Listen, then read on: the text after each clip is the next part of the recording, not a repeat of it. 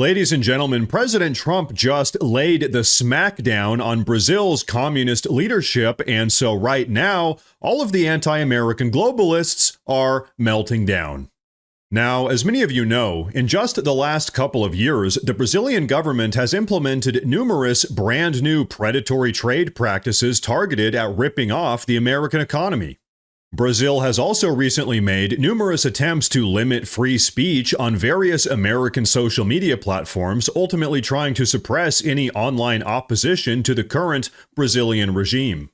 And as a little bit of extra background information, the current Brazilian president, Luiz Inácio Lula da Silva, or Lula for short, has a very long and public history of communist activity. Which explains why free speech bothers him so much and why he's so hellbent on trying to rip off the American economy. And so, ladies and gentlemen, all of this, among many other reasons, is why President Trump just dropped a massive 50% tariff on Brazil. And so, folks, on that note, take a look at this.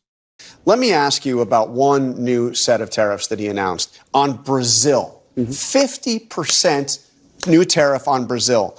Brazil had a $6.8 billion surplus last year. In fact, the U.S. hasn't had a trade deficit with Brazil since 2007. I mean, almost 2 decades. So why are we putting a punishing 50% tariff on Brazil? Well, bottom line is the president has been very frustrated with negotiations with Brazil and also with the actions of Brazil. In the end, though, we're trying to put America first.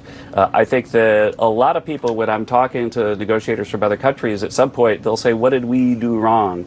And what I'm trying to get, the message we're all trying to get across is this is about America getting itself ready for the golden age by getting our house in order, by getting our tariff and trade policy and tax policy exactly where it needs to be for a golden age.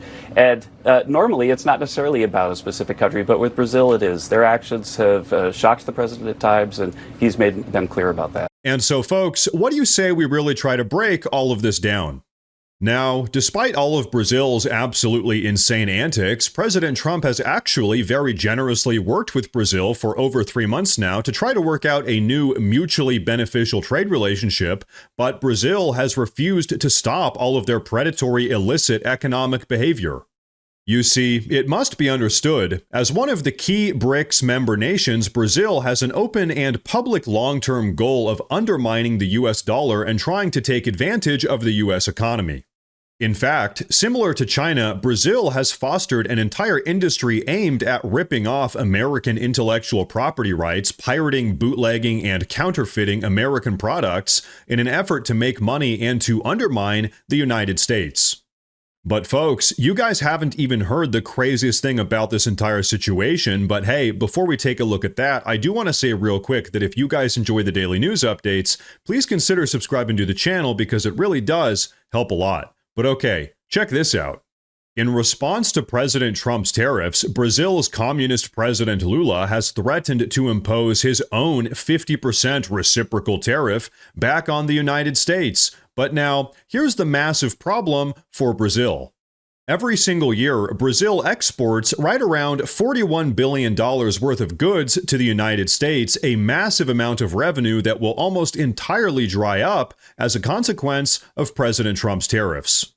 And of course, worth noting, the United States economy is almost 12 times larger than the Brazilian economy, so to say the least, Brazil needs us a lot more than we need them. Ladies and gentlemen, Communist President Lula is pretty much about to make the single biggest mistake of his entire life. Imagine that, a communist having an insane and totally incompetent economic plan. Go figure. But you know what? On that note, what do you say we go ahead and take a look at how President Trump's America First economic policies have been working here at home? Take a look. President Trump is smashing down the barriers that have held American business back. For 80 years, tariffs were on America. So when we tried to sell elsewhere, there were tariffs. And when they tried to sell here, no tariffs. So our industries went overseas. President Trump is reversing that trend. 0 tariffs away. Those are the deals he's made. Vietnam, he announced Indonesia just this morning. No tariffs there. They pay tariffs here. switching the asymmetry our way. Let's bring industry back, and that's going to unleash our farmers, our ranchers, our fishermen, and our industries are going to blow out, and that is what the stock market understands. And so, ladies and gentlemen, there you have it. Everything he just said is absolutely true. And also, by the way, it's not just the stock market, it's inflation rates, it's domestic job creation, it's energy prices, it's tariff revenue, it's everything. The undeniable truth is, President Trump's economy is absolutely on fire. But you know what? Speaking of tariffs and inflation rates, take a look at this.